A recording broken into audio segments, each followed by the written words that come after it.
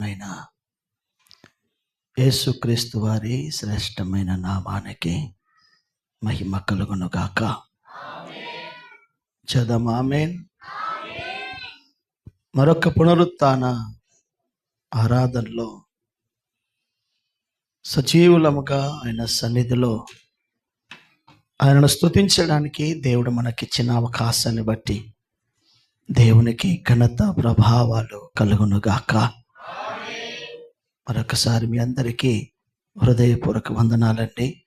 దేవుడు మిమ్మల్ని ఆశీర్వదించి ప్రభురాకడ దర్శనముతో నింపి సిద్ధపరచునుగాక. కొన్ని ప్రాముఖ్యమైన విలువైన కొన్ని సంగతులు దయచేసి జాగ్రత్తగా మీరు ఆలోచించండి. లోక పాపము నుండి, లోకపు యొక్క మలీనము నుండి విడిపించబడి పరిశుద్ధుల సమూహములో అనగా సంఘములో చేర్చబడిన తన బిడ్డలను ఏ విధము చేతనైనా నిత్యరాజ్యపు యొక్క దర్శనంలోకి వారిని సిద్ధపరచబడకుండా అపవాది అనేకమైన పన్నాగాలు ప్రయత్నాలు చేస్తూ వస్తాడు. పరిశుద్ధ గ్రంథం బోధిస్తున్న మాట ఏంటంటే, లోకములో నుండి వేరై పరిశుద్ధపరచబడిన గుంపులోకి మనం చేరాం. లోకంలో నుండి మనం వేరే ఆయన సన్నిధిలో బ్రతకడానికి ప్రభు యొక్క పిలుపును బట్టి వచ్చాం. వచ్చినటువంటి మనల్ని విగ్రహారాధన యొక్క శాపము నుండి, లోక సంబంధమైన వ్యసనముల నుండి, త్రాగుడు, మత్తు, జూదం, ఏ చీకటి ప్రపంచంలో యేసుక్రీస్తును రక్షకుడిగా అంగీకరించడానికంటే ముందు మనం జీవన విధానాలు తుచ్చమైన పరిస్థితులలో చిక్కిపోయాయో వాటిలో నుంచి వేరే పరిశుద్ధంగా బ్రతకాలన్న ఒక తపనతో వచ్చాం.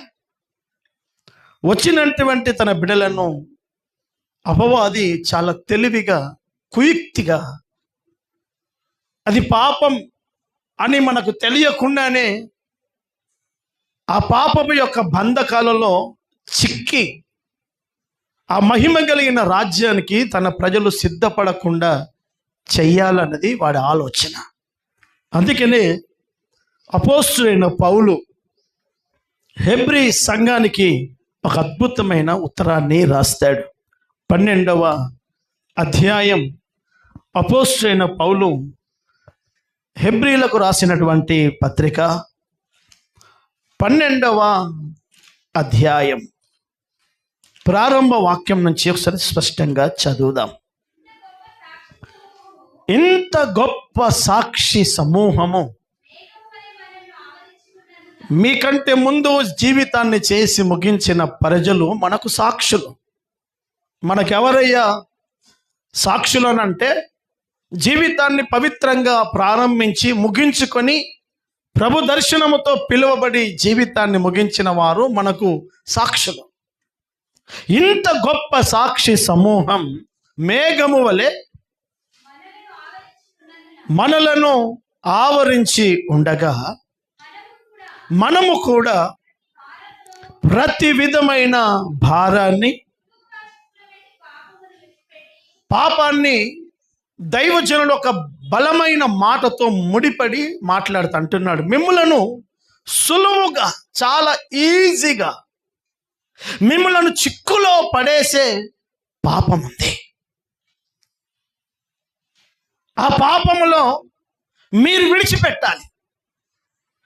ఏ పాపము నా వైపు దృష్టి పెట్టండి.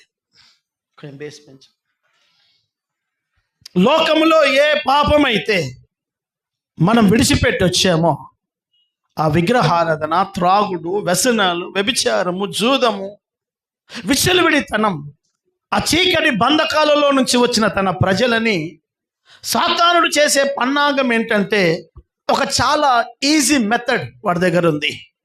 అదే సులువైన రీతిలో ఒక దేవుని బిడ్డను పాపములో పడవేసి తన జీవితాన్ని పతనం చేయడానికి వాడు పన్నాగాలేస్తాడు. ఆ సులువుగా చిక్కులు పెట్టే పాపాలు పరిశుద్ధ గ్రంథంలో ఉన్నాయి. వాటిని గురించి నేను మీకు వివరించాలని ఆశపడుతున్నాను. అది ఒక దేవుడి బిడ్డకి పాపము అన్నట్టుగా కనపడదు. అది అదృశ్యంగా మనలను పాపములో పడవేస్తూ చేసేది రైటే అన్న భావనలో ఉంచి వాడు పడేస్తాడు. ఆ పాపాలే. అందులో ఒక్కటి నేను ఈరోజు మీ ముందు పెట్టాలని ఆశపడుతున్నాను. ఆ పాపంలో ఒక భయంకరంగా సులువుగా దాని కొరకు యోసేపు మీదికి ఒక పోతీఫరు భార్యను ప్రేరేపించినట్టుగా ఒక స్త్రీని నీకు విరోధంగా, ఒక పురుషుడిని నీకు విరోధంగా లేపే అవసరం ఏం లేదు వానికి. ఒక యోబును భయానకమైన నష్టాన్ని చేకూర్చి, వ్యాధి బలహీనతలను చేకూర్చి, కుటుంబ వ్యవస్థను పతనం చేయడానికి వాడు పన్నాగం వేసే అవసరము కూడా లేదు. మరి ఏంటి వాడు చేసే ప్రయత్నము అని అంటే అందులో మొదటిది డిసప్పాయింట్, నిరాశ. చెప్పండి, ఏంటి? నిరాశ. ఇది చాలా సులువు. ఒక విశ్వాసిని, ఒక దేవుని బిడ్డను, ఒక సేవకుణ్ణి దేవుని కొరకు నిలబడకుండా తన జీవితాన్ని పాప బంధమైనటువంటి ఆ లోకంలో చిక్కిపోయి నాశనం కావడానికి వాడు వాడే 3 సులువైన పాపాలు ఉన్నాయి. అందులో ఒకటి ఈరోజు నేను మీ ముందు పెడుతున్నాను. దాన్నే బైబుల్ చెప్తుంది నిరాశ. చెప్పండి గట్టిగా, నోరు తెరిచి ఏంటండి? నిరాశ. ఈ ఆయుధం అనాదిలో నుండి నేటి వరకు వాడు ప్రతి వ్యక్తి ముందు వాడతాడు. వాడు సేవకుడైనా, విశ్వాసులైనా, యవనమస్తులైనా, వృద్ధులైనా, ఎన్ని అనుభవాలు కలిగి ఉన్న ఈ ఆయుధాన్ని దేవుని బిడ్డల జీవితంలో వాడు తరచుగా వాడుతాడు. 1-2 సార్లు కాదు. వాడు మరీ అధికంగా ఒక విశ్వాస జీవితాన్ని పతనం చేయడానికి వాడు వాడే ఆయుధం ఏంటయ్యా అనంటే నిరాశ. మీలో నేనైనా, మీరైనా, ప్రపంచంలో ఎవడైనా యేసును నమ్మిన ఆ క్షణం మొదలుకొని నేను ఇప్పటి వరకు నా జీవితంలో నిరాశ రాలేదు అని చెప్పే వ్యక్తి ఎవడు ఉండడు. చాలా పర్యాయాలు అధికంగా మనము మోల్డ్ అయి, అధికంగా బలహీనమై, అధికంగా మన జీవితాల్లో తప్పుతోవ పట్టే ఒకే ఒక ఆయుధం ఉంది, అదే నిరాశ. అది తరచుగా మన మీద వాడు వాడుతూనే ఉంటాడు. అలా వాడబడిన ఆ ఆయుధం ఎంత ప్రమాదకరంగా పనిచేస్తుందో, అలా వాడబడిన వారి జీవితాలు ఎలా పతనమైపోయాయో నేను మీకు కొన్ని విషయాలు చూపిస్తాను. కారణం, నిరాశ ఎప్పుడైతే మన హృదయంలోకి వచ్చేస్తుందో చికాకు వచ్చేస్తుంది, కోపం వచ్చేస్తుంది, విసుగు వచ్చేస్తుంది, బాధ వస్తుంది, మనసు అంతా పాడైపోతుంది, కాన్సంట్రేషన్ దెబ్బతింటుంది. ఒక వ్యభిచారమైన పాపంతో వ్యభిచారిగా మిగిలిపోతాడేమో. కానీ మనిషి నిరాశ అనే ఆయుధం ఎంత బలంగా పనిచేస్తుందంటే దాని పరివసనం అనేకమైన బలహీనతలు మన జీవితంలో మనం ఎదుర్కోవాల్సి వస్తుంది. అనుకున్నవి కానప్పుడు, తరచుగా పోరాడుతున్న పోరాటాలను బట్టి, నమ్మిన వారు ద్రోహం చేసిన విధానాన్ని బట్టి, భయంకరమైన పరిస్థితులు మాటికి జీవితం మీద దాడి చేస్తున్నప్పుడు ప్రతి ఆత్మీయుడిలో ఎదుర్కొనే ఒక భయంకరమైన ప్రభావం ఏంటంటే నిరాశ వచ్చేస్తుంది. ఇక నా జీవితం ఇంతే, ఇక నేనేం అభివృద్ధి పొందేటట్టు ఏం కనబడడం లేదని అది మాటలతో చెప్పలేక, మాటలతో ఒక మనిషితో చెప్పలేక మందిరానికి వచ్చిన ఏదో వచ్చామా వెళ్ళామా అంతే. మనసంతా ఆ బాధ, మనసంతా ఆ కలవరం ఆ వ్యక్తి యొక్క జీవితం మీద భయంకరంగా దాడి చేస్తాయి. ఎవరితో మాట్లాడబుద్ధి కాదు. భార్య, భర్త, పిల్లలతో కూడా సంతోషంగా ఉండడానికి మనసొప్పదు.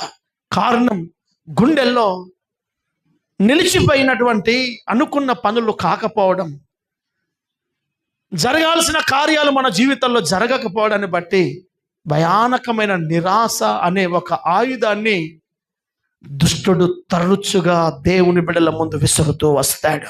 హల్లెలూయా. చదమ గట్టిగా హల్లెలూయా.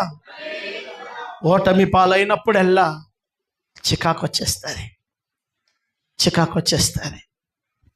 ఎన్ని ఉపవాసాలు, ఎన్ని ప్రార్థనలు, ఎన్ని కన్నీళ్ళు, ఇంత ప్రయాసం తర్వాత కూడా ఏముంది నా జీవితంలో అన్నటువంటి ఒక భయంకరమైన అనుభూతిని, నిరాశ అనే ఒక భయానకమైన ఆయుధాన్ని వాడుతాడు. అలా వాడిన పరిస్థితులు ఎంత ప్రమాదకరంగా వెళ్ళాయో, ఆ ఆయుధాన్ని గనక మీరు గెలవకపోతే మనం రేపు ఏ స్థితిలోకి వెళ్తామో నేను మీకు కొన్ని విషయాలు చూపిస్తాను. సేవలో చాలా పర్యాయాలు నిరాశ వచ్చేస్తుంది. అధికంగా ఎదుర్కొనే ఒకే ఒక ఆయుధం విసుకొచ్చేస్తుంది. ఇంత చేసినా, ఇంత కష్టపడ్డా, ఇంత కన్నీళ్లు విడిచినా, ఇంత నిజాయితీగా పనిచేసినా ఏంటి అంత వ్యతిరేకతలు అని చెప్పి చాలా పర్యాయాలు విసిగిపోయిన అనుభవాలు పరిశుద్ధుల జీవితంలో చాలా ఉంటాయి. అందుకనే దైవజనుడైన పౌలు హెబ్రీ సంఘానికి రాస్తున్నాడు, సంఘమా, సులువుగా మిమ్మలను చిక్కులో పెట్టి మిమ్మల్ని పాడు చేసే ఆయుధాన్ని వాడు వాడుతాడు కనుక మీరు ధైర్యంగా దానిని ఎదుర్కోవాలి. హల్లెలూయా. చెబుదాము చేతులెత్తి హుషారుగా హల్లెలూయా. సవాలు హుషారు హల్లెలూయా. ఆ అనుభవాన్ని ఎదుర్కొన్న ఒక గొప్ప దైవజనుడు తనను తాను ఎలా బలపరుచుకున్నాడో ఒక్క మాట నేను మీకు చదివిపిస్తాను. కీర్తనల గ్రంథం 42వ అధ్యాయం, కీర్తనల పుస్తకము 42:5 వాక్యాన్ని ఒకసారి చదువుదాం. నా ప్రాణమా, నువ్వెందుకు కృంగిపోయావు? నాలో నీవెందుకు తొందరపడుతున్నావు? దేవుని యందు నీవు నిరీక్షణ కలిగి ఉండు. హల్లెలూయా. చదమ హుషారుగా హల్లెలూయా. బాగా వినండి. నీ నిరాశలో నిన్నొచ్చి ధైర్యపరిచేవాడు ఎవరు లేడు. ఒకవేళ మనుషులు ధైర్యపరిచినా అంత సాటిస్ఫైగా మనకేముండదు. ఏం భయపడకు, వినండి, నా వైపు చూడండి. ఇంట్లో చనిపోయిన శవాన్ని పెట్టుకొని కోల్పోయిన లోటును బట్టి ఏడుస్తూ ఉంటే ఒక వ్యక్తి వచ్చి నీ భుజం మీద చేతేసి, భయపడక, రేపు దేవుని యొద్ద మనం ఆయనను చూస్తాం, భయపడకు, దేవుడు ఉన్నాడు నీతో అని చెప్పిన మాట వినడం చాలా ఈజీ. కానీ ఆ మాట పోయిన మనిషి లోటును తీర్చలేదా? ఆ మాట ముందున్న భయానకమైన జీవన విధానంలో ఒంటరిగా పోరాడడం అంత సులువైన విషయమేమి కాదా. అందుకనే వాక్యం అంటుంది, దావీదు అంటున్నాడు, నా ప్రాణమా నువ్వెందుకు కృంగిపోతున్నావు? ఇప్పుడు దేవుని లేఖనం ద్వారా మనం నేర్చుకోవాలి ఏంటంటే, మనలను మనమే దేవుని ఆత్మతో బలపరుచుకోవాలి. హల్లెలూయా. దేవుని అచంచలమైన దేవుని ప్రసన్నత. నేను ఒక దైవజనుని సాక్ష్యం విన్నాను. ఆ దైవజనుని పేరు డిజిఎస్ దినాకరన్ గారు. గొప్ప దైవజనుడు, నిండు మనసుతో యథార్థంగా నిష్పక్షపాతంగా సేవ చేసిన సేవకుడు, వేవేల మందిని యేసు శిలువ వైపు తిప్పిన సేవకుడు. ఆయన మాటలో ఏ రోజు కోపం, ఏ రోజు విసుగు, ఏ ప్రసంగంలో కనబడదా. అంత గొప్ప దైవజనుడు. అతని యవన బిడ్డ, 12-15 ఏళ్ల వయసున్న యవనస్తురాలు యాక్సిడెంట్లో చనిపోతుంది. అతడు, అతని భార్య, అతని కుటుంబం వేదన. ఇంత నమ్మకంగా నేను సేవకు వస్తే, నా ఉద్యోగం, నా బ్యాంక్ మేనేజర్, నా స్థాయి అంతా పక్కకి పెట్టి నీ సిలువను నా భుజాన పెట్టుకొని నేను సేవకు వస్తే, ఏంటి ప్రభువా, నా కుమార్తె కలారా ముద్దుగా పెంచుకున్నటువంటి నా యవన బిడ్డను అధ్వానంగా యాక్సిడెంట్లో నా కళ్ళ ముందే విలవిలలాడుతూ చనిపోయింది అని చెప్పి రోజు వేదన, బాధ, భయం. సేవకులు వచ్చేవారు వస్తున్నారు, విశ్వాసులు వచ్చేవారు వస్తున్నారు. ఎవ్వరు ఏం చెప్పినా ఆదరణ లేదా. అతడే చెప్పాడు ఈ సాక్ష్యాన్ని. సరిగ్గా 1 రోజులైంది. ఒకరోజు భార్య కుటుంబం కూర్చొని ప్రార్థన చేస్తుంటే దేవుని ప్రసన్నత, మహిమ కలిగిన అభిషేకం ఆ ఇంటిని ఆవరించి, దేవుని ఆత్మతో కుటుంబం అంతా నింపబడి భాషలు మాట్లాడుతూ, స్తుతిస్తూ, ఆరాధిస్తూ ఉండగా ఆకాశము తెరవబడి ఆ మహిమ కలిగిన సింహాసనం దగ్గర ప్రభువు నిలబడి తన కుమార్తెను, సంతోషంతో ఉన్న తన బిడ్డను చూపిస్తూ, సేవకుడా, నీ కుమార్తె నా దగ్గర క్షేమంగా ఉంది. ఇదిగో సాతానుడు నా దగ్గరకు వచ్చి చాలా పర్యాయాలు వాదిస్తున్నాడు. ఏమని అంటే, నీ సేవకుడు ఇక సేవ చేయడు. నువ్వే సేవకుడినైతే నమ్మావో ఆ సేవకుడు సేవ విడిచిపెట్టేస్తాడు. తన కుమార్తె మరణాన్ని బట్టి మనసులో విచారముతో నిండి నా దైవజనుడు సేవను వదిలిపెడతాడు అని అంటున్నాడు. నేను ధైర్యంగా చెప్తున్నాను వాడికి, నా దైవజనుడు నమ్మకస్తుడని. హల్లెలూయా. నా సేవకుడు పని బలంగా చేస్తాడని నేను వాడితో చెప్తున్నాను. చెప్పు నీ ఆలోచన. దేవుని ఆత్మ ఆ దైవజనుణ్ణి ఆవరించినప్పుడు, బలముతో నిండబడితే పరామర్శించడానికి వచ్చిన సేవకులందరూ అతని స్థితిని చూసి ఏమైంది అని ఆశ్చర్యపడుతుంటే ప్రభువుతో కన్నీళ్లతో ప్రార్థన చేస్తూ, ప్రభువా, నేను నిన్ను సిగ్గుపడనియనయ్యా, నిన్ను ఎక్కడ నీ నామం బలహీన పడనివ్వను. మునుపటి కంటే రెట్టింతలుగా నా బలాన్ని కూడబెట్టుకొని నిరాశ అనే ఊబిలో పడకుండా నేను నీ పనిని తుదముట్టిస్తాను అని ప్రభువుతో ప్రమాణం చేశాడట. ఎందుకు చెప్తున్నానంటే, పెద్ద పరిశుద్ధులకు, గొప్ప వ్యక్తులకు కూడా ఈ పోరాటం తప్పలే. ప్రతిరోజు ఈ నిరాశ అనే ఆయుధాన్ని మనం దాటుకుంటూ వెళ్ళాలి. అనుకున్నవన్నీ జరగవు. అట్లా చెప్పేసి జరగకుండా ఉండవు. అందుకని నీ ప్రాణానికి నీవే, నా ప్రాణానికి నేనే మాట్లాడుకోవాలని పరిశుద్ధ గ్రంథం చెప్తుంది. నా ప్రాణమా, నువ్వెందుకు కృంగిపోతున్నావు? ఎందుకు నువ్వు తొందరపడుతున్నావు? దేవుని యందు నిరీక్షణ ఉంచు, దేవుని మీద నమ్మకం ఉంచు. నా ప్రభు ఏమైనా చేయగలడు. హల్లెలూయా, హల్లెలూయా. అందుకనే ఈ అనుభవాలు దైవజనుడైన పౌలు సంఘానికి తరచుగా రాస్తాడు. చాలా మందికి మనం మేలు చేస్తాం, కానీ ప్రజలు కీడు చేస్తారు.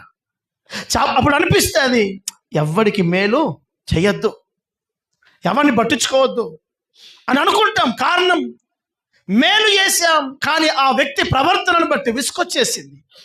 అందుకే దైవజనుడు అంటాడు, సంగమా, మేలు చేయుట యందు మీరు విసుకకండి. మీరు మేలు చేస్తూనే ఉండండి. ఎదుటివాడు మీ మీద స్పందిస్తున్న ఆ స్పందనను బట్టి వ్యర్థం అని అనుకొని దైవికమైన కార్యాలు, నిరాశ అనే ఊబిలో పడి మీరు పని ఆపకండి. మేలు చేస్తూనే ఉండండి, ఆతిథ్యము చేస్తూనే ఉండండి, మర్చిపోకండి. మీరు విసుకక ప్రార్థన చేస్తూనే ఉండండి. విసుకక నిరాశపడక మీరు చేస్తూనే ఉండండి. తరచుగా ఎందుకు లేఖనం చెప్పాడు సేవకుడు అంటే, ఇది ఏదో ఒక రోజు వచ్చే పరిస్థితి కాదు. నాకు తెలిసి సంవత్సరంలో అత్యధికంగా మనం ఎదుర్కొనే పోరాటం ఇదే. హల్లెలూయా. చదమ హుషారుగా హల్లెలూయా. వాగ్దానం తీసుకొని వెళ్ళిన మన జీవితంలో, దర్శనముతో నింపబడిన మన జీవితంలో, ఉపవాసాలు ముగించుకున్న మన జీవితాల్లో ఎన్నో ఆశలతో అడిగేస్తాం. కానీ భవిష్యత్తు కళ్ళ ముందు జరుగుతున్న అనానుకూలతలను బట్టి మనసులో ఒకలాంటి తీరని నిరాశ, వేదన అవుతుంది. ఈ నిరాశ మన ఆత్మీయ స్థితిపై ఎంత ప్రభావితం చూపిస్తుందో నేను మీకు కొన్ని విషయాలు చూపించాలని ఆశపడుతున్నాను. హల్లెలూయా. మన మూల పితరుడైన అబ్రహాముకు దేవుడు వాగ్దానం ఇచ్చాడు. 75 ఏళ్ల వయసులో ప్రమాణం ఇచ్చాడు. ఇదిగో, నేను ఆశీర్వదిస్తాను, నీ పేరును గొప్ప చేస్తాను, నీ సంతానం అభివృద్ధి చేస్తాను, నువ్వు మహారాజుగా బతికేటట్టు చేస్తాను, నీ సంతానం ఆకాశ నక్షత్రముల వల్ల ఉంటుంది. ప్రమాణాలు గొప్పవి. బాగా వినండి. ప్రమాణాలు పెద్దవి. దేవుని దగ్గర తీసుకున్న సేవకుడు 75 ఏళ్ల వయసులో ప్రమాణాలను నమ్మి ప్రయాణం ప్రారంభించాడు. ప్రయాణం ప్రారంభించిన సేవకుడు అనుకున్నవి తన కళ్ళ ముందు జరగకపోవడం ఆలస్యం అయ్యేసరికి ఒకరోజు దేవుడు అబ్రహాము హృదయాన్ని ఎరిగి హృదయంలో ఉన్న తన బాధను చూసి అబ్రహామును దర్శనంలో మాట్లాడడం ప్రారంభించాడు.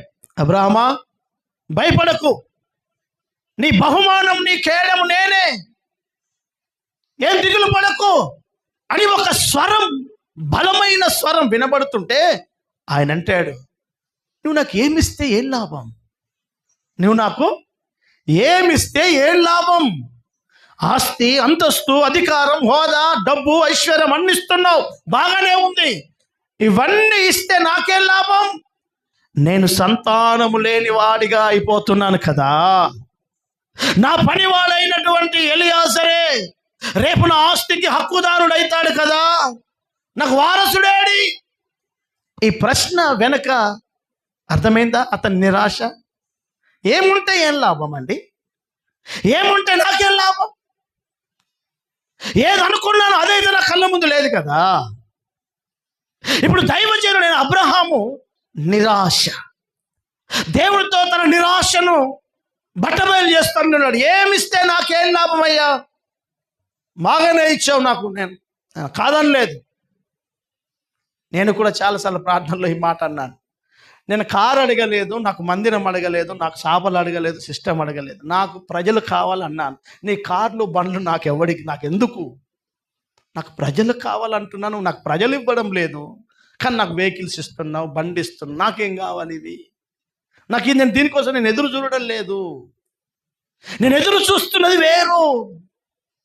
నిరాశ దేవుని సముఖంలో, ఎదిగో దైవజనుడు గుండెల్లో దాగి ఉన్న నిరాశ. చాలా పర్యాయాలు ఈ అనుభవం మనం అనుభవిస్తాం. సంగమా, వినండి, ఈ నిరాశ ఎంత ప్రమాదమో తెలుసా? వినాలి. విశ్వాసులకు తండ్రి అని పిలువబడుతున్న అబ్రహాము యొక్క విశ్వాసమే సన్నగిల్లిపోయేటట్టు చేసింది.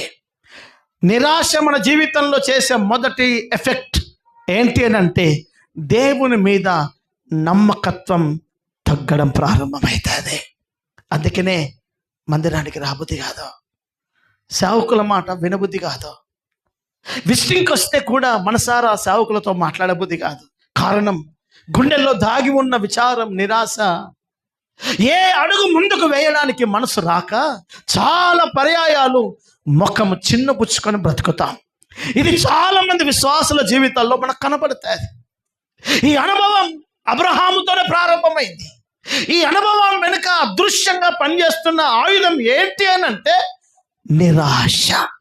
ఈ నిరాశ ఏం చేస్తుంది అని అంటే, మనల్ని దేవుని కొరకు ముందుకు వెళ్ళకుండా, ఒక బలమైన విశ్వాస జీవితంతో, ఏ ఆలోచనతో బాప్తిస్మము తొట్టిలో యేసు రక్తంలో కడగబడి అచంచలమైన ధైర్యముతో మరణమైన, జీవమైన, ఉన్నా లేకున్నా, రోగమైన, ఏదైనా నీ కొరకు నేను బతుకుతాను అని ఏ ప్రమాణం అయితే చేసామో ఆ ప్రమాణములో నిలబడకుండా, విశ్వాసంను కొనసాగించకుండా అది మనల్ని ఆపడం ప్రారంభిస్తుంది.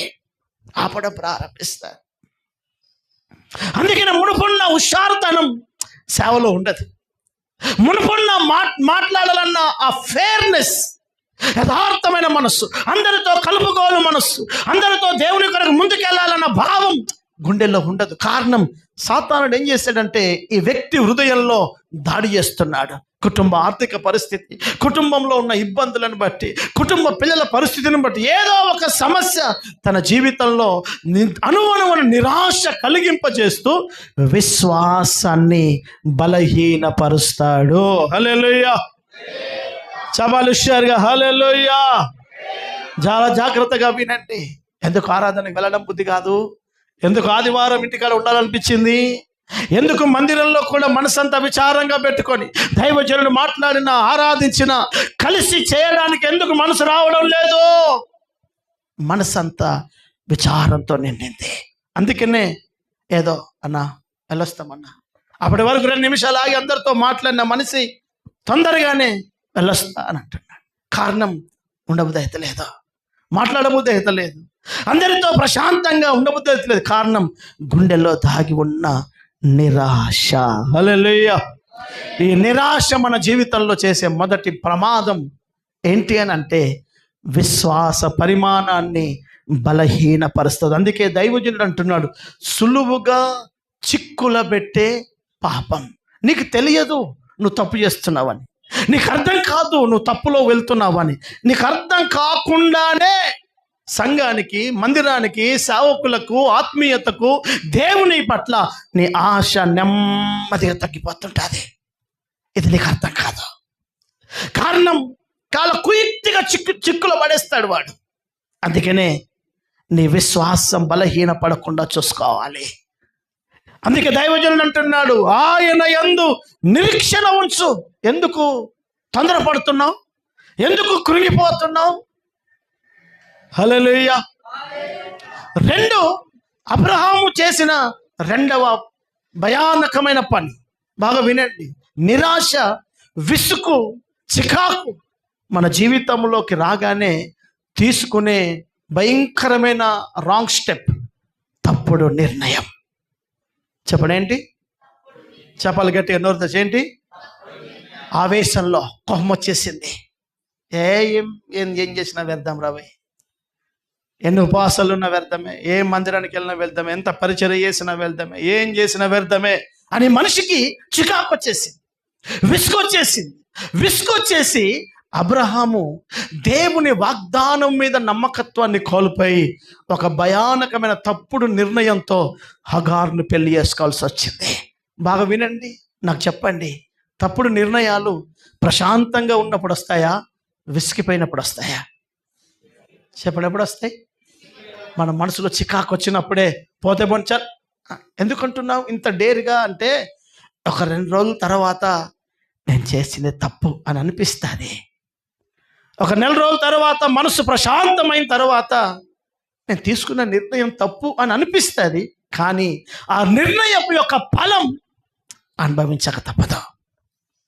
అబ్రహాము విసుగుపోయి దేవుడు చేయడిగా ముసలోళ్ళం అయిపోతున్నాం అని ఆ నిరాశ, భార్యాభర్తలు కూర్చొని ఏ నిర్ణయం చేశారు అని అంటే దేవుడి చిత్తానికి వ్యతిరేకమైన నిర్ణయం చేశారు. ఆ నిర్ణయం అబ్రహాము జీవితంలో, క్రైస్తవ ప్రపంచానికి, అతని కుటుంబం అని పిలువబడుతున్న వారికి ఎంత నష్టం. ఈరోజు ఒక తల్లిదండ్రిగా, ఒక దేవుని బిడ్డలుగా ఆవేశంతో, చికాకుతో, విసుగుతో నేను సేవలో అర్థం చేసుకున్న, నాకు అర్థమైన ఆత్మీయతలో నేను తెలుసుకున్న నిర్ణయం ఏంటంటే, ఒక మందిరానికి ఒక విశ్వాసి ఎందుకు మానుతాడో తెలుసా? ఎమోషనల్నే, ఆవేశంతో నిర్ణయం తీసుకుంటాడు. ఫోన్ చేసినా ఫోన్ లేపడం, ఇంటికి వెళ్ళినా మాట్లాడాడు. ఒక్క 4 రోజుల తర్వాత అతనికి అర్థమవుతుంది ఏమనంటే, నేను తప్పు చేశాను. కానీ అప్పటికే మనసు కష్టమైపోయిన, సంఘానికి వెళ్తే మళ్ళీ సిగ్గుపడాల్సి వస్తుందేమోనని సాతానుడు చిక్కింపజేసి, ఇప్పుడు వెళ్తే అందరు నవ్వుతారు, ఇప్పుడు వెళ్తే మళ్ళీ అయ్యగారు నిన్ను చూసి మళ్ళీ వచ్చావా అని అంటాడేమో అని లేనిపోని భావాలను గుండెల్లో పెట్టి చిక్కి ఒక పశువును కట్టినట్టుగా సాతాను కట్టేస్తాడు. ఎమోషనే, ఆవేశపూరితమైన నిర్ణయాలే. ఎందుకు నిర్ణయం? విసిగిపోయి దైవజనుల మాటనో, పరిస్థితిలో, సేవలో, విశ్వాస జీవితంలో నీకున్న స్థితిగతుల్లో నీ తప్పుడు నిర్ణయానికి బేస్గా మారుతాయి. అందుకనే సాతానుడు వేస్తున్న ఈ ఉచ్చు ఎంత ప్రమాదం, దాని వెనుక ఎన్ని పరివ్యసనాలు మనం భరించాల్సి వస్తుందో మీరు బాగా ఆలోచించండి. అందుకనే దైవజనుడు సంఘానికి క్రమంగా నేర్పుతున్నాడు, విసిగిపోకండి, ప్రార్థనలో విసుగకండి, చేస్తూనే ఉండండి. మేలు చేయడం, పరిచర్య చేయడం మానకండి, చేస్తూనే ఉండండి. ఒక వ్యక్తిని ప్రేమించే విషయంలో విసిగిపోకండి, ఉపకారం చేయడంలో విసిగిపోకండి, ఆతిథ్యం చేయడంలో విసిగిపోకండి. ఎందుకు ఇవన్నీ మన జీవితంలో డైవర్ట్ అయ్యే అవకాశాలు మన నిరాశ అనే బలహీనతను బట్టి జరుగుతాయి కనుక మీరు నిరాశపడక విసిగిపోక వీటిని మీ జీవితంలో కొనసాగిస్తూనే ఉండండి. హల్లెలూయా. చపాలి గట్టిగా హల్లెలూయా. అందుకనే మొదటిదిగా విశ్వాసం బలహీనపడుతుంది. 2 తప్పుడు నిర్ణయాలు. ఒక నిర్ణయం తీసుకున్న తర్వాత నీ మనసు కంట్రోల్లోకి వచ్చినా నువ్వు తీసుకున్న నిర్ణయం మళ్ళీ వెనక్కి తేగలమా? ఆ నిర్ణయం యొక్క పరివసనం ఇస్మాయిలు పుట్టాడు. ఇస్మాయిలు కన్న కొడుకైన ఇస్సాకుకు తలనొప్పిగా మారాడు. ప్రపంచానికి ఆ కుటుంబమే పాడు కావడానికి కారకుడిగా మలవబడ్డాడు, మిగిలిపోయాడు. కారణం అబ్రహాం శారమ్మ గారు నిరాశలో తీసుకున్న తప్పుడు నిర్ణయాలు. హల్లెలూయా. బాగా వినండి. ఏ నిర్ణయం తీసుకున్నా ఆవేశంతో కాదు, ఓపికతో ఉండు. కొన్ని రోజులు కనిపెట్టు, కొన్ని రోజులు ప్రార్థించు, ప్రశాంతంగా దేవుని సముఖంలో ఎదురు చూడు. ప్రభు ఏం చెప్తే అది చెయ్యి. హల్లెలూయా, హల్లెలూయా. నా దేవుని బిడ్డలారా, ఈ పాపం, ఈ బలహీనత ఎంత ప్రమాదమో పెద్ద పెద్ద పరిశుద్ధులను విడిచిపెట్టలేదు. 2, ఒక గొప్ప దైవజనుడిగా బైబిల్లో కీర్తించబడ్డవారు ఉన్నారు. ఒక ఆయన మోషే, ఒక ఆయన ఏలియా. ఇలా సేవ విధానాలు వేరు. ఫరో రాజ్యాన్ని భయభ్రాంతులు చేసిన వాడు మోషే. ఆహాబు, యెజబెలు ఉన్నటువంటి ఆ రాజ్యం, ఇశ్రాయేలు సామ్రాజ్యాన్ని గడగడ వణికించిన వాడు ఏలియా. ఇద్దరు కంపేర్. ఫరో భయపడ్డాడు, ఫరో అధికారులు భయపడ్డారు మోషే అంటే. 2 ఏలియా అంటే ఆహాబుకు భయం, యెజబెలుకు భయం. అంత ప్రభావభరితంగా సేవ చేసిన ఈ గొప్ప దైవజనుడికి ఒకరోజు ఒక వర్తమానం వచ్చింది. రేపు తెల్లారేసరికి నిన్ను చంపకపోతే నేను మహారాణినే కాదు అని యెజబెలు వర్తమానం పంపింది. ప్రశాంతంగా కూర్చున్న ఏలియా దగ్గరకు ఒక పనోడు వచ్చాడు. అయ్యా, మహారాణి గారు మీకు వర్తమానం చెప్పమన్నారు. ఏంటి? రేపు తెల్లారేసరికి నిన్ను చంపుతానని చెప్పింది అని చెప్పాడు. భయం, కలవరం, అతని జీవితంలో నిరాశ స్టార్ట్ అయిపోయి వెంటనే తన పనివాడికి సేవను అప్పగించి అరణ్యంలో ప్రయాణం చేయడం ప్రారంభించాడు. బాగా వినండి. అతడు వెళ్ళి బదిరి వృక్షం కింద కూర్చున్నాడు. బదిరి అనే మాటకి నిరాశ అని అర్థం. ఆ బదిరి వృక్షం కింద కూర్చొని దేవుడు అతనితో మాట్లాడుతుంటే దేవుడితో అతను అంటాడు, ప్రభా, నా పితరుల కంటే నేను పెద్ద గొప్పనేమి కాదు, ఇక చాలు నాకు సేవ, నన్ను తీసుకో, నన్ను చంపేసేయి. ఇక నాకు బతికి సేవ చేయాలని ఆశయం లేదు నాకు. దాని చేతిలో పడి నేను చావడం కంటే నీ చేతిలో పడి చావడమే నాకు మంచిది, నన్ను తీసుకో. నిరాశ దైవజనుని గుండెలను ఆవరించేసింది. యెజబెలు ప్రపంచాన్ని గడగడ వణికించి 450 మంది బయలు ప్రవక్తలను ఇశ్రాయేలు సామ్రాజ్యం అంతా ఆహాబు రాజు ముందు ఒంటరిగా ఒక్కడిగా నిలబడి యెహోవాయే దేవుడు అని రుజువు చేసిన ఏలియా ఎక్కడ? 1000 మంది ఒక దిక్కు, ఈయనొక్కడు ఒక దిక్కు. అంత బలంగా పనిచేసిన ఏలియా భయపడిపోయి నిరాశ అందరి గుండెల్లోకి వచ్చి అంటాడు, ప్రభా, నాకు ఇక పని చాలు. హల్లెలూయా. చదమ గట్టిగా హల్లెలూయా. బాధ్యతలు మర్చిపోయే ప్రమాదం. బాగా వినండి. నీ మీద ఉంచిన బాధ్యత నిరాశ ద్వారా నువ్వు విడిచిపెట్టే ప్రమాదాలు ఉన్నాయి. చాలామంది ఒకప్పుడు బలంగా పరిచర్య చేసిన వారు ఎందుకు మందిరానికి దూరం అవుతున్నారు? ఎందుకు ఆరాధన అయిపోగానే వెళ్ళిపోతారు? ఎందుకు దేవుని సేవలో సేవకుడితో సేవకురాలతో తిరిగి మంచి చెడుకు మేము ఉన్నాము అని వాళ్ళ పనులలో టైం తీసి, ఉద్యోగాలలో సమయం ఇచ్చి, ప్రతి దానిలో పార్టిసిపేట్ అయ్యి దేవుని సేవకు చేదోడుగా ఉన్నటువంటి విశ్వాస కుటుంబాలు కొంతకాలం తర్వాత కామన్ విశ్వాసుల వలె వచ్చి వెళ్ళిపోయి హాయ్ ప్రేజలాడండి ప్రేజలాడు చెప్పుకొని ఎందుకు వెళ్తున్నారు తెలుసా? వాళ్ళ హృదయంలో నిరాశ వచ్చేసింది. నిరాశ. మూడవదిగా, నీ పట్ల నీకు దేవుడు నీ మీద ఉంచిన బాధ్యతను మర్చిపోయే ప్రమాదం ఉంది. బాగా వినండి, నా వైపు బాగా మీరు దృష్టి పెట్టండి. ఏలియాతో దేవుడు అంటాడు, ఏలియా నన్ను చంపేసుకో, నన్ను తీసేసుకో అని అంటున్నావు. నేనైతే నీ ముందు శక్తికి మించిన పని ఉంచాను, నేను పని ఉంచాను, నాకు పని వద్దు అని అంటున్నావు. నేనేమో నీ ముందు పని ఉంచాను, నీవేమో ఇక నాకు చాలు, నాకు ఏ బాధ్యతలు నా మీద పెట్టకు, నాకు పని పెట్టకు, నన్ను చంపేయి అని అంటున్నావు. అంటే అర్థం ఏంటో తెలుసా? బాధ్యత లేని వాడిగా తయారవుతాం.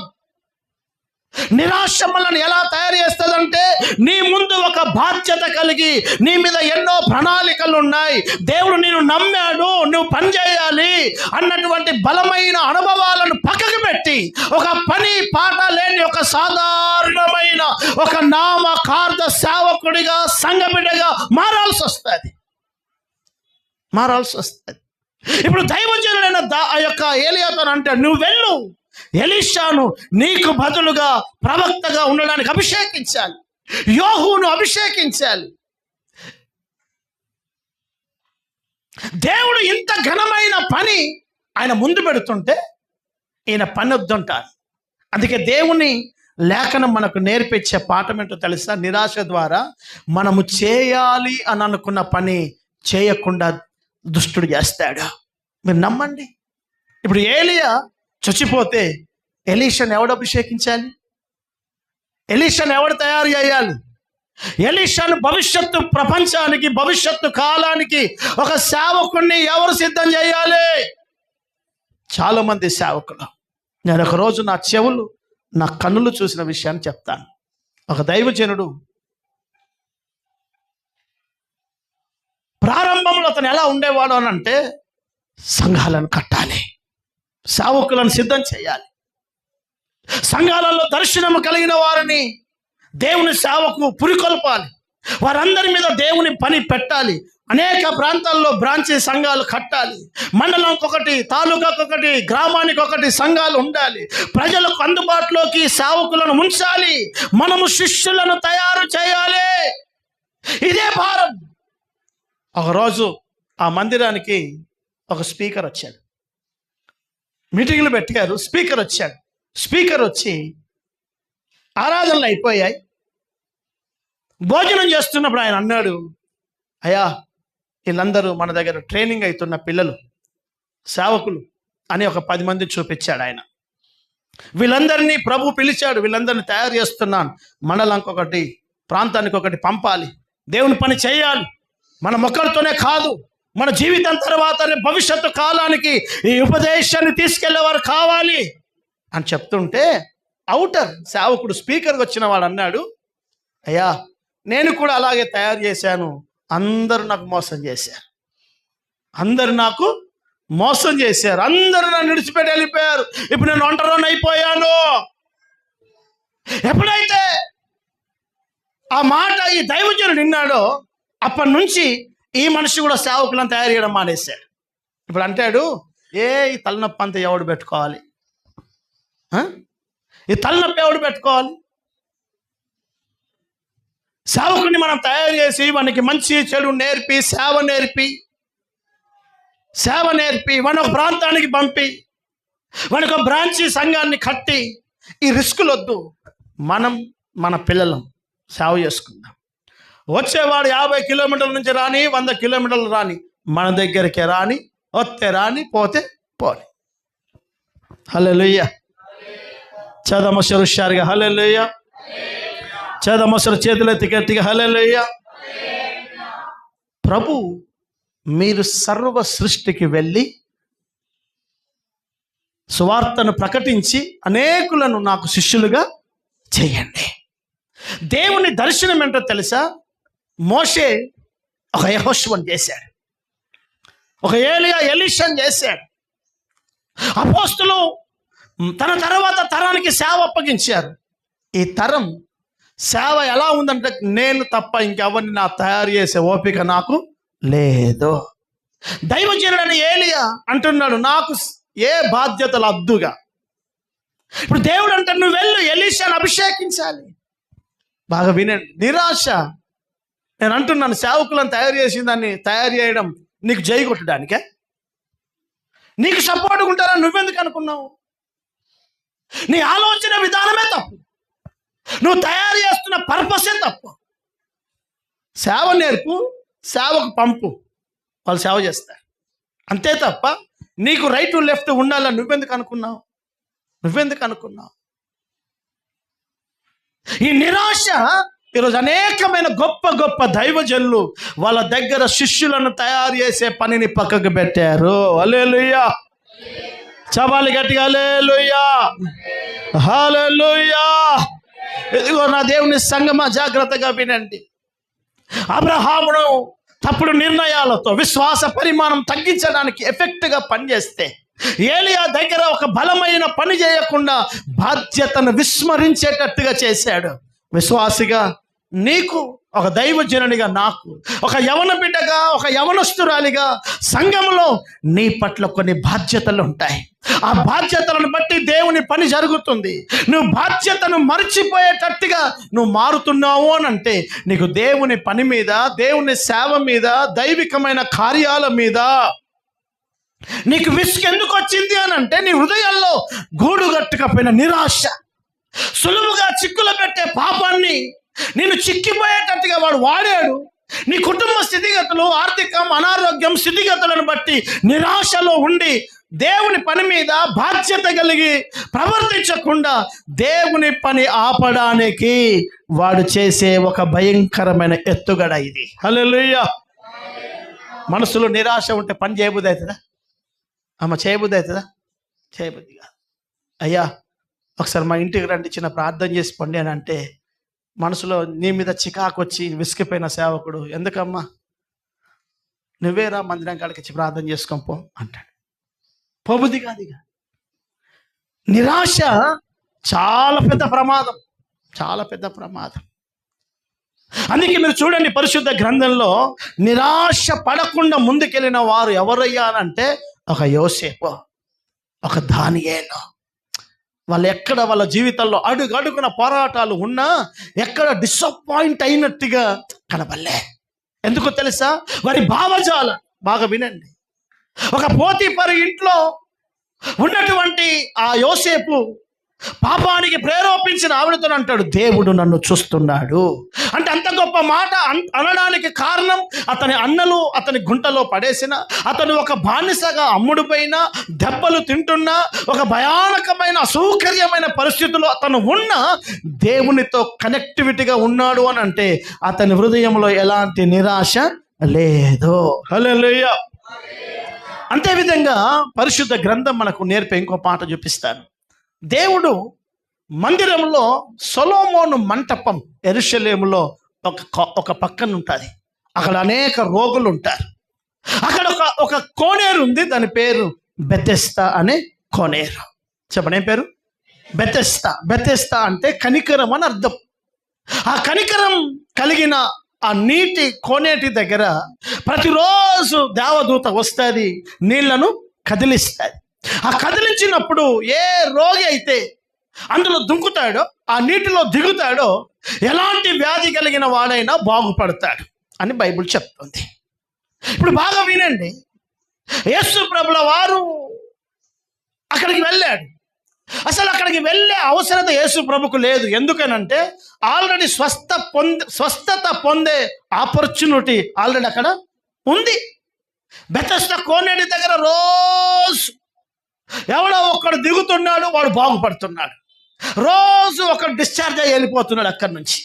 కానీ ప్రభు సడన్గా అక్కడికి వెళ్ళాడు. వెళ్ళి ఒక వ్యక్తితో అంటున్నాడు, అతడు 38 ఏండ్ల నుంచి ఉన్నాడు అక్కడ. ఎన్ని చెప్పాలి గట్టి?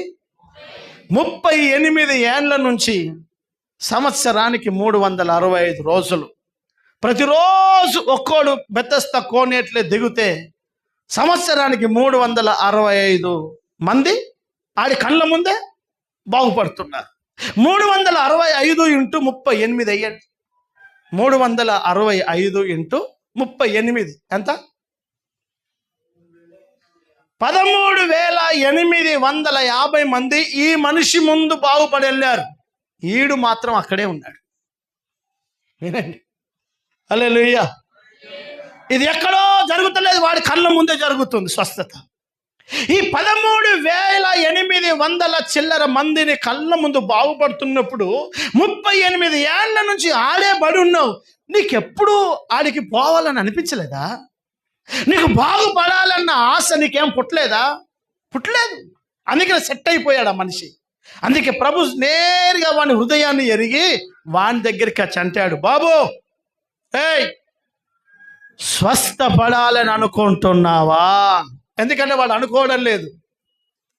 వాడికి స్వస్థపడాలి, ఒక మాటలో చెప్పాలంటే బాగుపడాలన్న ఆశ లేదు వాడికి. వాడు ఫిక్స్ అయిపోయాడు, నా బతికింతే, నా జీవితం ఇంతే. అందుకే ప్రభు నేరుగా ప్రశ్న, పేరు, ఊరు, వ్యాధి, బాధ ఏం అడగడం లేదు. బాబు ఏయ్, స్వస్థపడాలని కోరుతున్నావా అని అంటే ఆయన అంటాడు, అయ్యా ప్రశ్నకు ఒక్క మాటలో జవాబు ఇవ్వచ్చు కదా.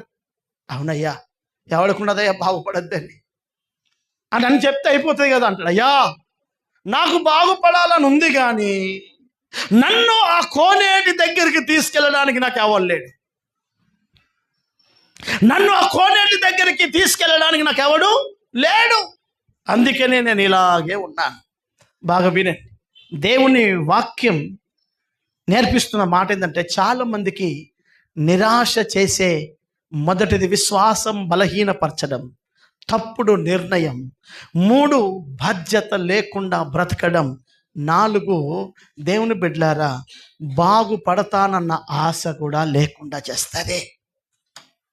కొంతమంది ఫిక్స్ అయిపోయారు, మా బ్రతుకులు ఇంతే, ఇక మా జీవితం ఇంతే, మా కుటుంబం ఇంతే, నా కుమారుడు బతికింతే, నా ఆరోగ్యం ఇంతే, నా ఆర్థిక స్థితిగతులు ఇంతే, నేను బాగుపడను, నాకెవడున్నాడు, నన్ను లిఫ్ట్ చేయడానికి నాకు ఎవడున్నాడు. చాలామంది చాలా తెలివిగా ఒక మాట మాట్లాడతారు, మాకెవరున్నారన్నా. అంతే అంటారా అమ్మా? వాళ్ళకంటే అందరు ఉన్నారు, బిడ్డలు, కొడుకులు, ఉద్యోగాలు, మాకెవరు ఉన్నారు? వీళ్ళందరూ ఎవరనంటే ఈడి బాపతే. నీకెవరు కావాలి? మనల్ని ఒక మనిషి ఎవరో లిఫ్ట్ చేయాలని నువ్వెందుకు అనుకుంటున్నావు? ఏ మనిషో నిన్నొచ్చి లేపాలని నువ్వెందుకు అనుకుంటున్నావు? నీవే నిలబడాలి. హల్లెలూయా. చదమ్మ గట్టిగా హల్లెలూయా. బాగా గుర్తుపెట్టుకోండి, అందరినీ ప్రేమించండి, అందరినీ గౌరవించండి, అందరికీ విలువ ఇవ్వండి, అందరితో సమాధానంగా ఉండండి. నీ బ్రతుకును నువ్వు నిలబెట్టుకోవడానికి ప్రయాసపడు. ఎవరైనా సహకారం చేస్తే జస్ట్ కొంచెమే, నువ్వే కష్టపడాలి. అందుకనే దేవుడు అంటున్నాడు, యెహోషువా నీ తల పైకెత్తువాడను నేనే. దావీదుతో అంటాడు, యెహోషువతో అంటాడు, నేను నిన్ను గొప్ప చేస్తాను. అంటే మనల్ని గొప్ప చేయాలన్నా, మన తల పైకెత్తి సమాజంలో ఒక విలువైన వ్యక్తిగా నిలబెట్టాలన్నా, ఒక్క మాటలో చెప్పాలంటే మనల్ని ఏమైనా చేయగలగాలంటే నీవు ఆరాధిస్తున్న దేవుడే చేయాలి. హల్లెలూయా. కనుక నీ జీవితంలో పక్షవాతము కలిగినటువంటి వాడి జీవితంలో ఉన్న భయానకమైన రోగం ఏంటంటే, శరీరాన్ని కట్టిందేమో రోగం అయితే, వాడి మనస్సాక్షిలో నిండిపోయిన వ్యాధి ఏంటంటే, నాకెవ్వరు లేరు. నాకు ఆ మాటలు చదివినప్పుడల్లా అర్థమవుతుంది, ఆకాశంలో నుంచి భూమి మీద అట్టిగా బల్లేదు కదా. ఎవడో ఒకడు తల్లో తండ్రో, ఒకవేళ వీడికి 38 ఏళ్ళు 40 ఏళ్ళు ఉన్నాయంటే వాళ్ళ అమ్మా నాన్న చనిపోయినా వాళ్ళకు సంబంధించిన వాడు ఎవడో ఒకడు ఉండడా? ఎవడు రాకపోతే ధర్మాస్త్రపతికి ఫీజు కట్టడానికి భయపడి, ఎవరు రాకపోతే తనతోటి ఉన్నటువంటి రోగులను పక్కని లేకపోయినా నేను కొంచెం గాడిదాకా దింపు అని అంటే, ఈరోజు ఆడికి పోయి 38 ఏళ్ళల్లా కోనేరు ఒడ్డుకు కూసోవచ్చా లేదా? అమ్మ కూసోవచ్చా లేదా? కానీ మనిషి జాగా ఆపుకున్నాడు. హల్లెలూయా. స్థలం ఆపుకున్నాడు, నేను ఇక్కడి నుంచి కదలను, ఫిక్స్ అయిపోయాడు. అందుకే చూడండి, ప్రభు అతనితో అంటున్నాడు, స్వస్థపడాలనుకుంటున్నావా? వినండి. ఎందుకు అనుకుంటున్నావు నేను బాగుపడనని? అమ్మా, ఎందుకు అనుకుంటున్నావు? నీ పిల్లలు బాగుపడరని నువ్వెందుకు అనుకుంటున్నావు? నీ ఆర్థికం బాగుపడదని నువ్వెందుకు అనుకుంటున్నావు? నువ్వు సృష్టికర్తవా? మీరు కొన్ని బుక్స్ వస్తాయి బయట పేపర్తో పాటు, ఆంధ్రప్రభ అని, స్వాతి అని, ఇప్పుడు వస్తుందో లేదో తెలియదు, కానీ ఆ బుక్స్లలో ఈరోజు సూర్యోదయం, సూర్యాస్తమయం, ఈరోజు సూర్యోదయం, సూర్యాస్తమయం టైం ఇస్తాడు అక్కడ. మకర రాశి, తుల రాశి, కన్యా రాశి వాళ్ళ జీవితాలు ఎట్లుంటాయో ఇస్తాడు అక్కడ. వినండి, ప్రతిరోజు సూర్యోదయం వాడి లెక్క ప్రకారం ఒక టైంకే అవుతుందా? చెప్పండి, అవుతుందా? ఒకరోజు 5:30 అంటాడు, రెండో రోజు 5:20 అంటాడు. అస్తమయం కూడా అంతే. నేను అంటున్నాను, ప్రకృతిని గురించిన దైవ జ్ఞానము లేని ఒక మూఢనమ్మకాల వ్యవస్థలో ఉన్నవాడే సూర్యుడు కాలాలు అప్పుడప్పుడు అలా మారుతూ ఉంటాయి అని చెప్పినప్పుడు, సర్వము మార్చగలిగే దేవుడు మన జీవితాలను మారుస్తాడు. హల్లెలూయా! మన కుటుంబ స్థితిగతులను మారుస్తాడు. ఫిక్స్ అయిపోయావా ఏంటి నువ్వు? ఎప్పుడు ఇలాగే ఉంటుందని ఎందుకు అనుకుంటున్నావు? ఉండదు. ఎందుకు ఉండదో తెలుసా? ఒకప్పుడు నీ గతాన్ని ఆలోచించు. గతం ఉన్నట్టుగా ఇప్పుడు లేదు. నువ్వు గతంలో 20 ఏళ్ల క్రితం ఉన్నట్టుగా ఇప్పుడు లేవు. మారింది. ఇప్పుడు ఉన్నట్టుగా ముందున్న కాలంలో కూడా ఉండదు. హల్లెలూయా! ఇదేదో నిదర్శనం అవసరం లేదు. నీ జీవితం, నా జీవితమే నిదర్శనం. రోడ్ల మీద తిరిగి చిల్లరగా బతికి తెలిసిందే జ్ఞానం అనుకొని బతుకుతున్న మనల్ని నా ప్రభు మార్చి ఈరోజు దేవుని పరిశుద్ధుల గుంపులో కూర్చోబెట్టలేదు. మనకు ఒక దైవికమైన విలువలు, నియమాలతో కూడిన ఆశీర్వాదాలు, దేవాన్ని పిలవగలిగే అనుభవాలు మనకు ఇవ్వలేదా? ఇవి ఒకప్పుడు మనకు లేకుండే కదా. ఈరోజు మన జీవితంలో మార్చిన దేవుడు ఇక ముందు కూడా అద్భుతాలు చేయగలడు. ఆమేన్, హల్లెలూయా! దేవుని లేఖనం మనకు నేర్పిస్తుంది. నిరాశ మన జీవితంలో ఏం చేస్తుందంటే, ఇక నేను బాగుపడాలన్న ఆశ లేకుండా చేస్తాడు సాతాను గాడు. అందుకనే చాలా మంది ఫిక్స్ అయిపోయారు, ఇక మేము ఇంతే, మా జీవితంలో ఏం మారవు. కాదు, నా దేవుని లేఖనం అంటుంది, దేవుని బిడ్డలారా, సులువుగా చిక్కుల పెట్టే ఆ పాపం, ఆ మనస్తత్వంలో నుంచి మనం బయటకి రావాలి. ఆమేన్. దేవుడు చేస్తాడు. బాగా వినండి. అంత గొప్ప పరిశుద్ధులనే ఆ పాపం, ఆ కుయుక్తి, ఆ పన్నాగం ఎలా డామినేట్ చేసిందో చూడండి. విశ్వాసం అంటేనే అబ్రహాం కదా. ఆ అబ్రహామే మనసులో విచారం ఎందుకు వచ్చిందంటే నిరాశ కాదా?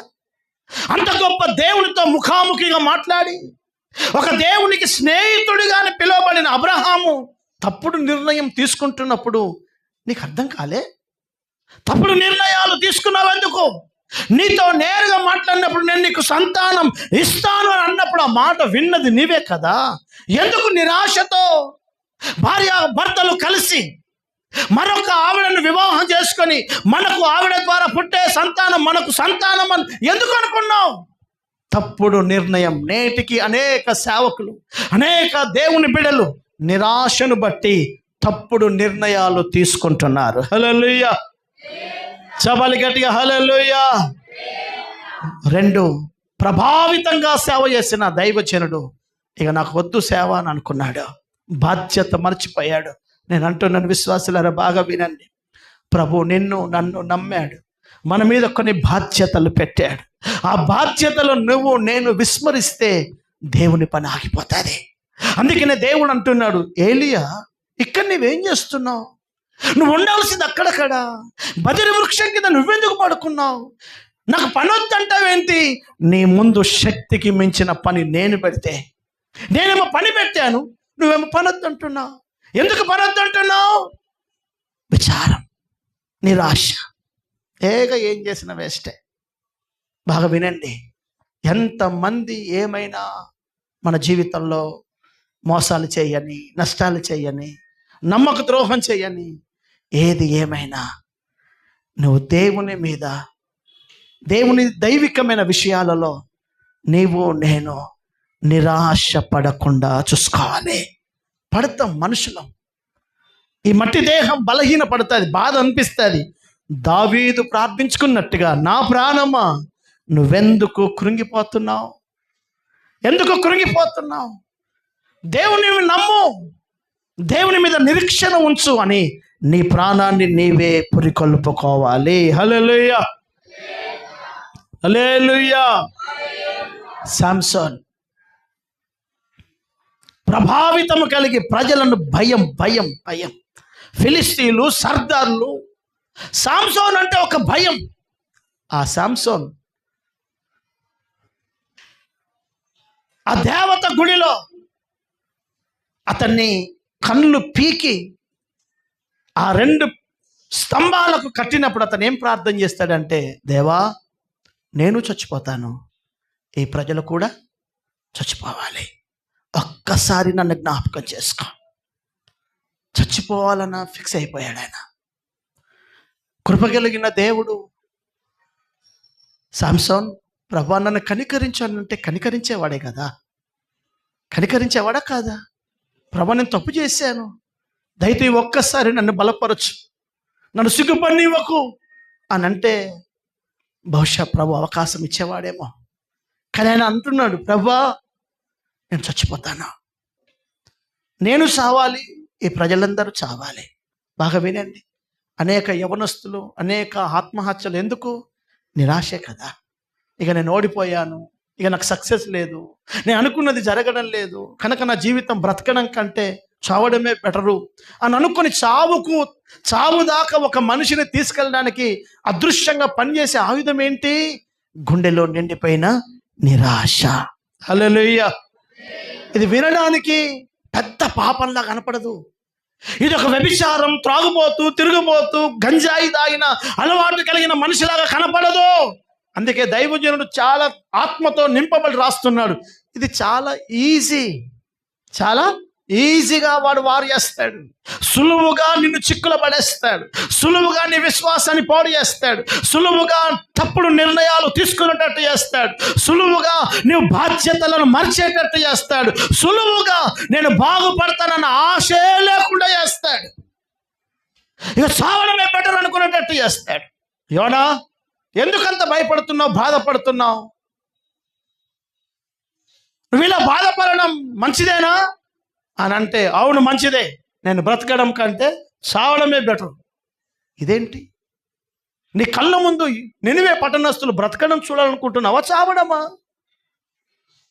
ఆలోచించు నా సంఘ బిడ్డలారా. ఈ ఆయుధాన్ని అదృశ్యంగా, ప్రతి ఆయుధానికి ఒక రూపం ఉంది, కానీ ఆయుధానికి రూపం లేదు. బాగా వినండి, నీ వ్యభిచార వ్యామోహంలో పడడానికి ఒక పర్సన్ను వాడతాడు, త్రాగడానికి ఒక మెటీరియల్ను, వస్తువును వాడతాడు, కానీ అదృశ్యంగా వాడే భయానకమైన మెటీరియల్ ఏది అని అంటే నిరాశే. అది మన గుండెల్లో చొరబడుతుంది, నీకు తప్ప ఎవ్వడికి అర్థం కాకుండా. చాలాసార్లు ఆలోచించు, మన మనసు విచారంతో నిండినప్పుడు మన పిల్లలతో కూడా మాట్లాడబుద్ధి కాదు.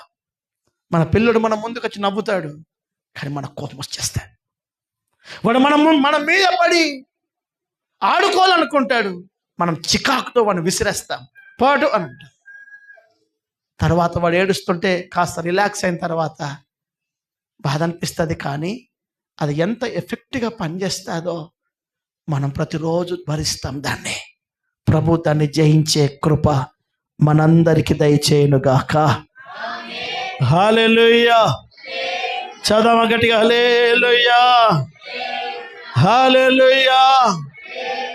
అందుకే ప్రభు అన్నాడు, ఒకరోజు ప్రజలు అలా తిరుగుతుంటే చూసి అన్నాడు, వీరు కాపరి లేని గొర్రెల వలె విసికి ఉన్నందున. ఎట్లా? విసికి ఉన్నందున. ప్రజలకు కాపరి లేడు, నడిపించేవాడు లేడు, ధైర్యం ఇచ్చేవాడు లేడు, నేనున్నానని చెప్పేవాళ్ళు లేడు. మనల్ని ఎందుకు ఐక్యం చేశాడో తెలుసా అండి? అదృశ్య దేవుణ్ణి నీవు చూడలేము కనుక, నాకు నీకు నేను నిలబడ్డప్పుడు అదృశ్య దేవుడు మనతో నిలబడినంత ధైర్యం వస్తుంది. హల్లెలూయా. అంతే. అంతే. దేవుడు కనబడలే కనుక మనల్ని ముందు పెడతాడు. అందుకే మనతో ఎవరైనా నిలబడ్డప్పుడు ఒక బలమైన ధైర్యం అనిపిస్తుంది.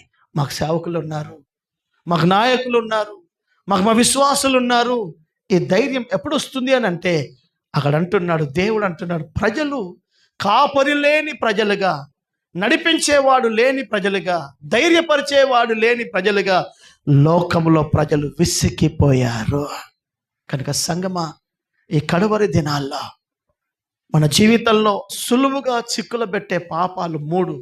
అందులో ఒకటి సులువుగా అని అంటే అర్థం ఏంటంటే దానికి పెద్ద ప్లాన్ వేసే అవసరమేమీ లేదు.